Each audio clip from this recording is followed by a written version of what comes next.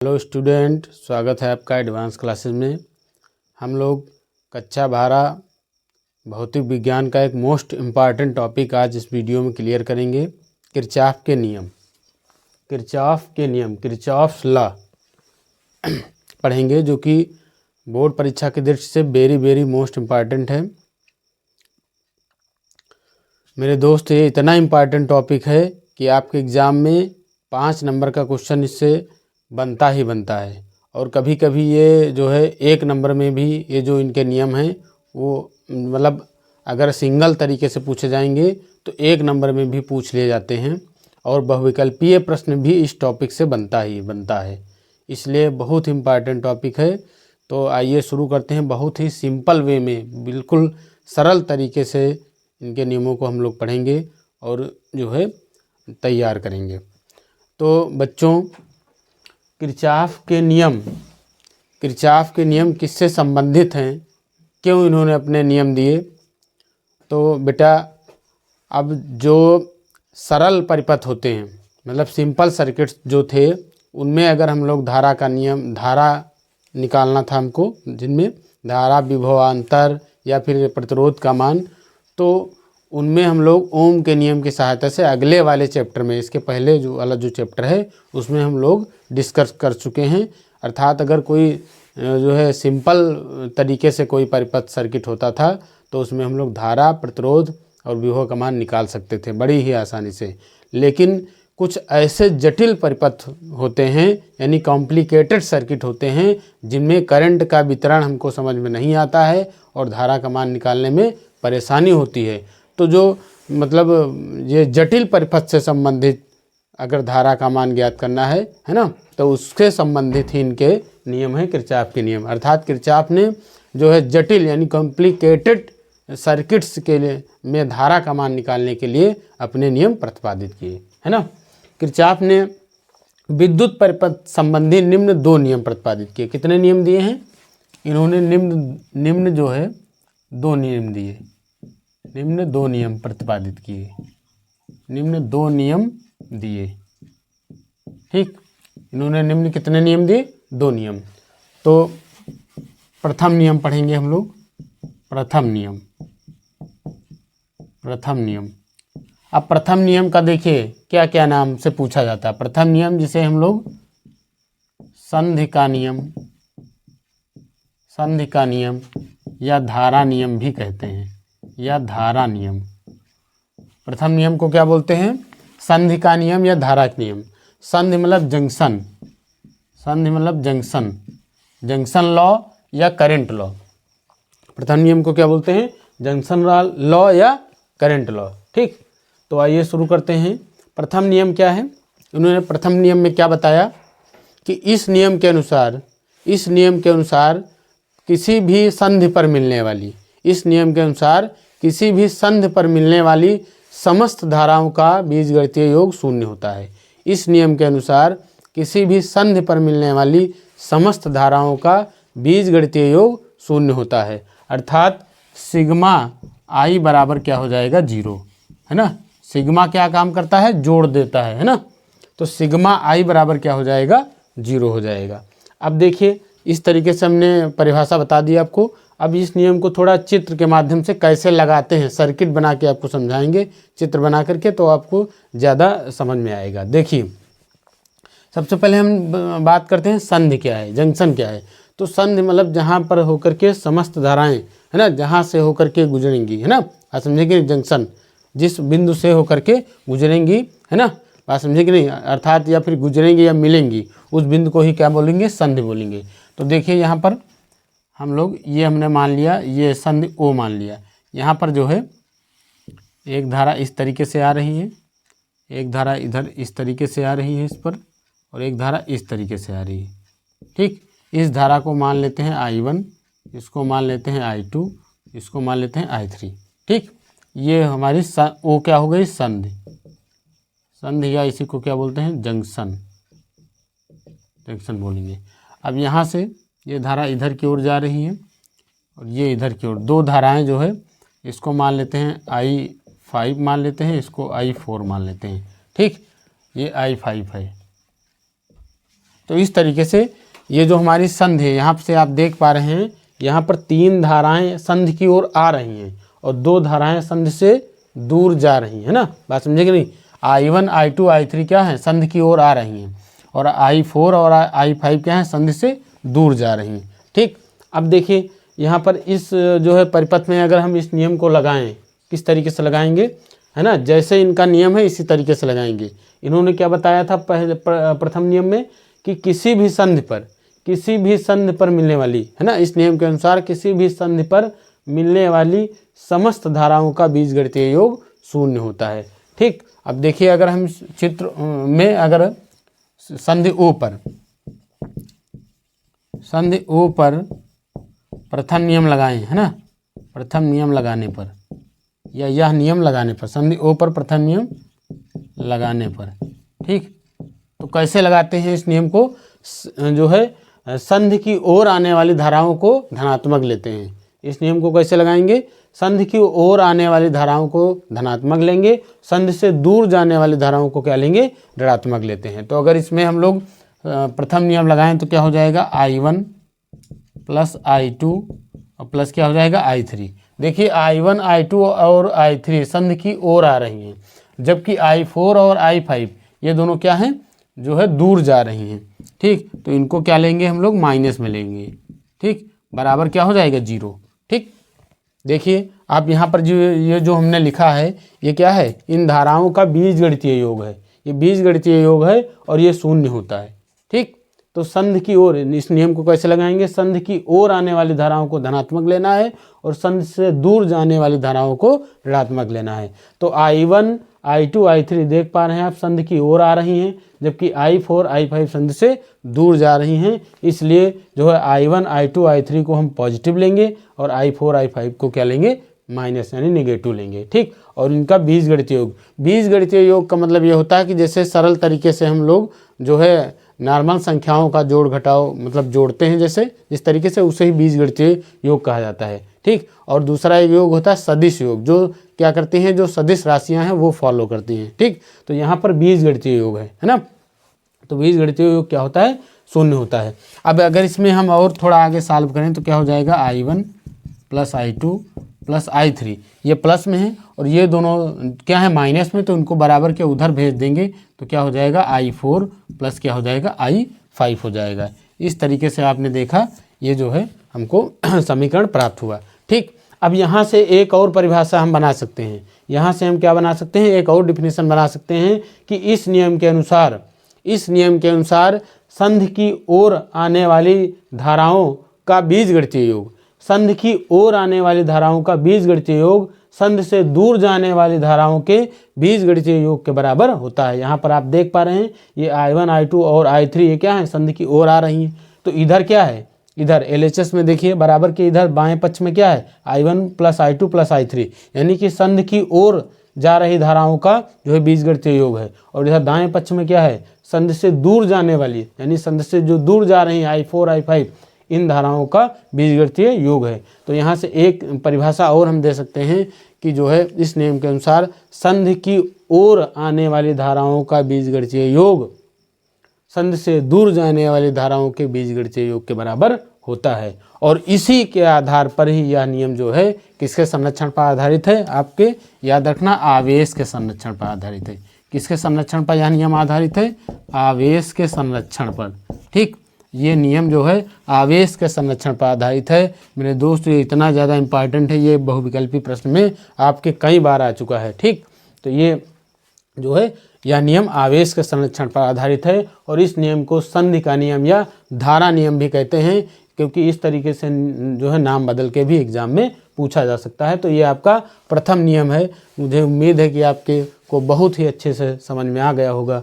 और ये हमारा चित्र हो गया और इसी चित्र पर जो है न्यूमेरिकल आपसे भी पूछा जाता है। ठीक, इसी तरीके से तो आप याद रखना, संधि से जो संधि की ओर जो आ रही होंगी धाराएं उनको पॉजिटिव लेना और संधि से दूर जाने वाली धाराओं को क्या लेना, निगेटिव ले लेना। और इस तरीके से जैसे यहाँ पर 5 धाराएं हैं, 4 धाराओं का मान दे करके न्यूमेरिकल में 5वीं धारा को पूछा जा सकता है। ठीक, बात समझे कि नहीं, या किसी भी एक धारा का मान नहीं देंगे और आपसे पूछ सकते हैं, तो इस तरीके से ये नियम लगा लेना। ठीक, बहुत ही इम्पॉर्टेंट है है ना। बहुत ही सिंपल तरीके से आपको जैसे हमने बताया है ना, वैसे ही लिख देना। अगर ये नियम 1 नंबर में आया, अगर केवल 1 नंबर में आएगा, ठीक, तो 1 नंबर में आपको सिर्फ परिभाषा लिख देनी है जो हमने पहले बताया है कि इस नियम के अनुसार किसी भी संध पर मिलने वाली जो है समस्त धाराओं का बीजगणितीय योग शून्य होता है। केवल इतना लिख देना, अर्थात सिग्मा आई बराबर 0। क्या लिख देना, अर्थात सिग्मा आई बराबर 0। सिग्मा क्या करता है, जोड़। ये देखिए, अगर सिग्मा हटा देंगे तो इसको हम इस तरह प्लस लगा के लिख देंगे, ठीक। तो सिग्मा का मतलब होता है कि सभी धाराओं को जोड़ देना, ठीक। तो समस्त धाराओं का बीजगणितीय योग शून्य होता है, अर्थात सिग्मा आई बराबर 0 हो जाएगा, ठीक। ये जो है क्या हो गया, प्रथम नियम हो गया। अब बढ़ते हैं दूसरे नियम की ओर, देखते हैं द्वितीय नियम। द्वितीय नियम जिसे लूप का नियम या वोल्टता का नियम भी कहते हैं। द्वितीय नियम जिसे क्या बोलते हैं, लूप का नियम या वोल्टता का नियम भी कहते हैं। ये भी बहुत इम्पॉर्टेंट है, और ये भी अगर जो है मतलब 1 नंबर या 2 नंबर में आएगा तो आपको केवल इसकी परिभाषा यानी कि केवल नियम लिख देना है, और बाकी लॉन्ग में तो दोनों, अगर दोनों को मिला कर आएगा तो 5 नंबर का क्वेश्चन बनता है, ठीक। जिसमें क्वेश्चन ऐसे बनता है कि किरचॉफ वैद्युत परिपथ संबंधी किरचॉफ के नियमों का सचित्र वर्णन कीजिए, या वैद्युत परिपथ संबंधी किरचॉफ के नियमों का उल्लेख कीजिए। इस तरीके से आएगा तो आपका 5 नंबर आएगा, है ना। और 5 नंबर आज हम लोग इस वीडियो के माध्यम से पक्के कर लेंगे एग्जाम में, ठीक। तो पूरा सचित्र वर्णन आपको दोनों नियमों का करना पड़ेगा, लेकिन अगर अलग अलग से पूछा जाएगा तो 1 या 2 नंबर में आएगा तो आपको केवल इस नियम को लिख देना है बस, ठीक।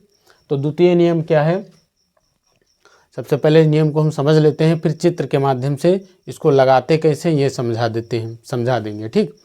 तो इस नियम यानी द्वितीय नियम के अनुसार हम लोग क्या लिखेंगे कि इस नियम के अनुसार किसी वैद्युत परिपथ में प्रत्येक बंद पास के, इस नियम के अनुसार किसी वैद्युत परिपथ में प्रत्येक बंद पास के विभिन्न खंडों में प्रवाहित होने वाली धाराओं तथा संगत प्रतिरोधों के गुणनफल का जो बीजगणितीय योग होता है ना। इस नियम के अनुसार किसी वैद्युत परिपथ में प्रत्येक बंद पास के विभिन्न खंडों में प्रवाहित होने वाली धाराओं तथा संगत प्रतिरोधों के गुणनफल का बीजगणितीय योग उस पास में लगने वाले विद्युत वाहक बलों के बीजगणितीय योग के बराबर होता है। अर्थात हम कह सकते हैं इस नियम के अनुसार क्या कह सकते हैं कि सिग्मा आई आर, याद रखना सिग्मा आई आर बराबर हो जाएगा sigma E. Sigma I R बराबर क्या हो जाएगा, सिग्मा ई हो जाएगा। सिग्मा का मतलब योग होता है, आई मतलब धारा और आर मतलब प्रतिरोध। तो धारा और प्रतिरोध के गुणनफल का, जो इधर सिग्मा आई आर का मतलब क्या है कि धारा और प्रतिरोध के गुणनफल का बीजगणितीय योग, और इधर सिग्मा ई का मतलब क्या है कि विद्युत वाहक बल का जो है बीजगणितीय योग, विद्युत वाहक बलों का जो बीजगणितीय योग है ना। सिग्मा ई का मतलब क्या हो जाएगा, विद्युत वाहक बलों का बीजगणितीय योग, है ना। और किसमें लगने, उस पास में, जिस पास के हम, पास का मतलब यहाँ पर देखिए ये जो हमारा चित्र बना हुआ है ना, एक सर्किट बना है इस तरीके से, यहाँ पर देख सकते हैं ये बंद पास 1 है ऊपर वाला, नीचे वाला क्या है, बंद पास दूसरा है, ठीक। तो यहाँ पर फिर से एक बार बता देते हैं, इस नियम के अनुसार किसी वैद्युत परिपथ में प्रत्येक जो है मतलब बंद पास में, इस नियम के अनुसार किसी वैद्युत परिपथ में प्रत्येक बंद पास के विभिन्न खंडों में, ऐसे लिखिएगा, इस नियम के अनुसार किसी वैद्युत परिपथ में प्रत्येक बंद पास के विभिन्न खंडों में प्रवाहित होने वाली धाराओं तथा संगत प्रतिरोधों के गुणनफल का बीजगणितीय योग उस पास में लगने वाले विद्युत वाहक बलों के बीजगणितीय योग के बराबर होता है, अर्थात सिग्मा आई आर बराबर सिग्मा ई। ये आपका जो है ये नियम हो गया, ठीक। अब इस नियम को कैसे लगाते हैं, इस नियम को लगाते समय धारा की दिशा में, याद रखना धारा की दिशा में चलने पर, धारा और प्रतिरोध धारा की दिशा में चलने पर धारा और प्रतिरोध के गुणनफल को धनात्मक लेना है। याद रखना धारा की दिशा में चलने पर धारा और प्रतिरोध के गुणनफल को धनात्मक लेना है, जबकि धारा के विपरीत चलने पर जो है इस गुणनफल को यानी धारा और प्रतिरोध के गुणनफल को ऋणात्मक लेना है, ठीक। पुनः जो है सेल की ऋण प्लेट से, याद रखना जैसे ये सेल है हमारा, तो इधर वाली ऋण प्लेट है, इधर वाली क्या है, धन प्लेट है। तो सेल की ऋण प्लेट से धन प्लेट की ओर जब जाएंगे तो विद्युत वाहक बल धनात्मक लेंगे, जबकि इसके विपरीत अर्थात धन प्लेट से ऋण प्लेट की ओर जाएंगे तो विद्युत वाहक बल को ऋणात्मक लेते हैं। एक बार पुनः बता देते हैं इस नियम को कैसे लगाते हैं। धारा की दिशा में जाने पर धारा और प्रतिरोध के गुणनफल को धनात्मक लेते हैं, जबकि धारा के विपरीत जाने पर धारा और प्रतिरोध के गुणनफल को ऋणात्मक लेते हैं। ठीक, सेल की ऋण प्लेट से धन प्लेट की ओर जाने पर विद्युत वाहक बल को धनात्मक लेते हैं, जबकि जो है इसके विपरीत अर्थात धन प्लेट से ऋण प्लेट की ओर जाने पर विद्युत वाहक बल को जो है क्या ले लेते हैं, ऋणात्मक ले लेते हैं।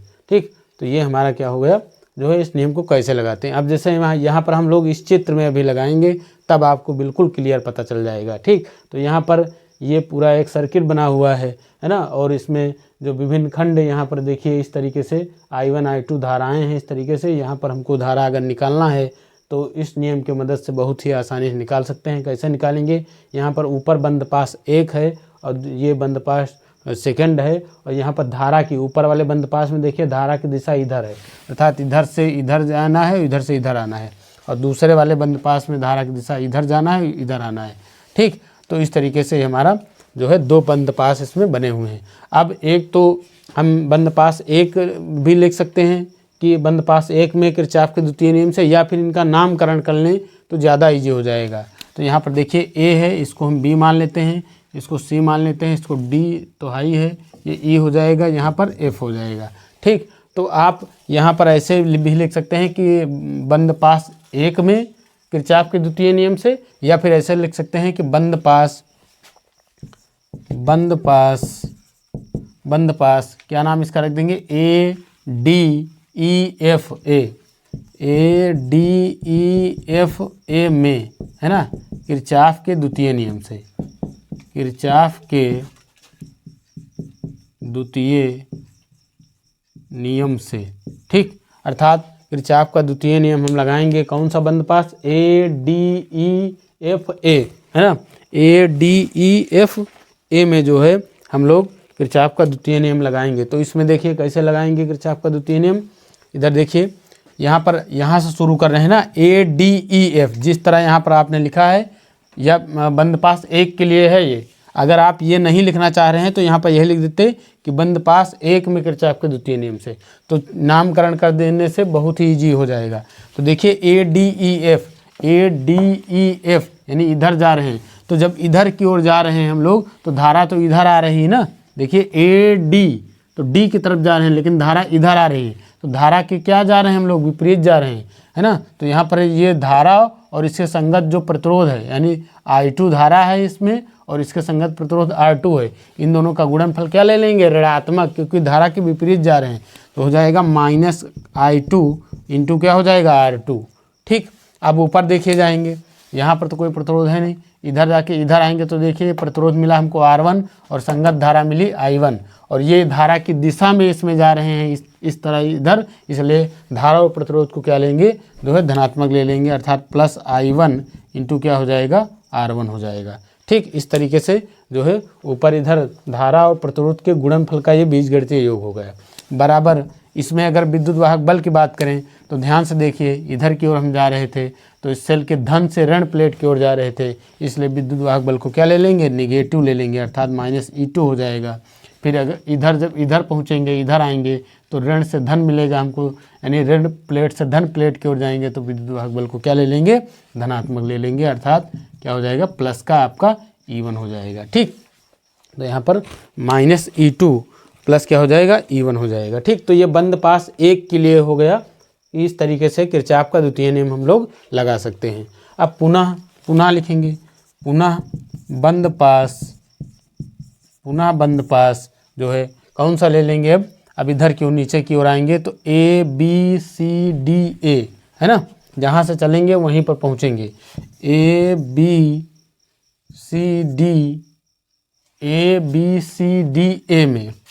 ABCDA में किरचॉफ के द्वितीय नियम से, किरचॉफ के द्वितीय नियम से। ठीक, यहाँ पर आप जो है जब द्वितीय नियम लगाएंगे तो इधर देखिए ए से चले हैं इधर बी की ओर, है ना, ए से बी की ओर आ रहे हैं, इधर धारा भी इधर की ओर जा रही है ना, तो इधर से इधर जा रहे हैं, तो यहाँ पर देखिए धारा हमको क्या मिल रही है, I1 प्लस आई जो है I2, तो धारा हमको मिल जाएगी I1 प्लस I2, और इसके संगत जो प्रतिरोध मिला वो क्या मिला, R मिला, है ना, तो ये हो जाएगा प्रतिरोध। ठीक, तो धारा और प्रतिरोध का गुणनफल हो गया। इधर से इधर आ रहे हैं, इधर से इधर, लेकिन यहाँ पर देखिए इस जगह पर कोई विद्युत वाहक बल यानी कोई सेल नहीं लगा हुआ है, तो कोई विद्युत वाहक बल नहीं है। और इधर जब बढ़ेंगे इस तरफ, जब इधर से शुरू किए थे ऐसे आए, इधर आए, फिर इधर आ रहे हैं, तो धारा की दिशा में चल रहे हैं, इधर जा रहे हैं धारा की दिशा में, यहाँ पर धारा की दिशा में आ रहे हैं, तो धारा हमको क्या मिल रही है, यहाँ पर आप I2 लिख सकते हैं, तो I2 इंटू R2, और दिशा में जा रहे हैं इसलिए प्लस में ले लेंगे, क्या हो जाएगा I2 गुणे क्या हो जाएगा R2 हो जाएगा। ठीक, अब जब विद्युत यहाँ सेल पर पहुँचेंगे तो सेल के ऋण प्लेट से धन प्लेट की ओर जा रहे हैं, इसलिए विद्युत वाहक बल क्या ले लेंगे हम लोग, धनात्मक हो जाएगा, E2 हो जाएगा। ठीक, तो इस तरीके से आप देख पा रहे हैं कि बंद पास 2 की बात करें, या इसी को हम बोल सकते हैं ABCDA, है ना, ABCDA बोल दो, या फिर बंद पास सेकंड के लिए अगर हम किरचॉफ का द्वितीय नियम लगाएं तो क्या हो जाएगा, इधर से इधर आए हैं, देखिए A से B फिर C फिर D फिर A तक, तो इधर से इधर आएंगे तो धारा मिल रही है I1 प्लस I2 और प्रतिरोध मिल रहा है R, तो इन दोनों का गुणनफल धनात्मक लेंगे क्योंकि धारा की दिशा में जा रहे हैं। फिर इधर जब पहुँचेंगे, इधर यहाँ से देखिए इधर से जब इधर आएंगे तो धारा मिलेगी I2, प्रतिरोध मिलेगा R2, और दो धारा की दिशा में जा रहे हैं इसलिए दोनों को धनात्मक ले लेंगे, तो ये संगत प्रतिरोध और धारा का गुणनफल का बीजगणितीय योग हो गया। फिर जब इधर यहाँ पर कोई भी सेल नहीं जुड़ा है, फिर इधर जब इधर से आएंगे तो यहाँ पर E2 हमको एक सेल विद्युत वाहक बल मिला, अर्थात जो ये सेल जुड़ा है ना, इसकी देखिए आप ऋण से धन प्लेट की ओर जा रहे हैं, तो E2 को क्या ले लेंगे, यहाँ पर पॉजिटिव ले लेंगे, है ना। तो इस तरीके से, और ये इस बंद पास में कोई और सेल है नहीं, इसलिए इधर केवल E2 ही हमको दिया गया है, E2 ही लिख देंगे। ठीक, तो इस तरीके से हम लोग दोनों बंद पास में जो है किरचॉफ का द्वितीय नियम लगा सकते हैं, है ना। तो आपका ये जो है किरचॉफ का द्वितीय नियम इस तरह लगा सकते हैं। अब लास्ट में हम इतना करने के बाद क्या लिख देंगे कि इसको अगर हम समीकरण 1 मान लें, इसको समीकरण 2 मान लें, अर्थात ये जो दो समीकरण हमको मिले हैं, इन दोनों समीकरणों को हल करके हम इस जो है परिपथ के किसी भी खंड में धारा यानी I1 I2 का मान बड़े ही आसानी से निकाल सकते हैं, है ना। तो ये आपका हो गया जो है किरचॉफ का द्वितीय नियम, जिसे लूप का नियम या वोल्टता का नियम भी कहते हैं। और आप याद रखिएगा, यह नियम जो है ऊर्जा के संरक्षण पर, याद रखना किसके संरक्षण पर, ऊर्जा के संरक्षण पर आधारित है।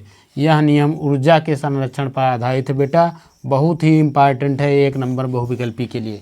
यह नियम ऊर्जा के संरक्षण पर आधारित है, और जो पहला वाला था वो क्या था, आवेश के संरक्षण पर आधारित था, है ना। तो इस तरीके से आपने दोनों नियम पढ़ लिए बहुत ही आसानी, जितना हमने 2-3 बार इसको आपको समझाया है, जैसे समझाया उसी तरीके से सिंपल वे में आप इनको लिख दीजिएगा। इस वीडियो से मुझे उम्मीद है कि आपके 5 नंबर, मेरे बच्चे जो है आपके 5 नंबर पक्के हो जाएंगे, एकदम क्लियर हो जाएंगे। तो वीडियो को पूरा एंड तक देखिएगा, और इस वीडियो में यहीं तक, बाकी जो है इसी तरीके से जो है most important question, most important topic और न्यूमेरिकल फिजिक्स के आपको इस एडवांस क्लासेस के माध्यम से जो है यूपी बोर्ड परीक्षा 2025 के लिए आपको मिलते रहेंगे। तो इस चैनल को सब्सक्राइब कर लीजिएगा बेटा, और वीडियो पसंद आया होगा तो लाइक कर दीजिएगा, जिससे हमको मोटिवेशन मिलता रहे और हम आपके लिए बहुत ही अच्छे क्वेश्चन जो है लाते रहें, जो यूपी बोर्ड एग्ज़ाम आगामी परीक्षा 2025 आने वाला है उसकी तैयारी आपको करवाते रहेंगे, है ना। तो आप जो है बहुत ही कायदे से इन वीडियो को देख लीजिएगा पूरा, और इस चैनल के माध्यम से आपको जो है पूरी परीक्षा फिजिक्स की तैयारी करवाई जाएगी। जो है धन्यवाद।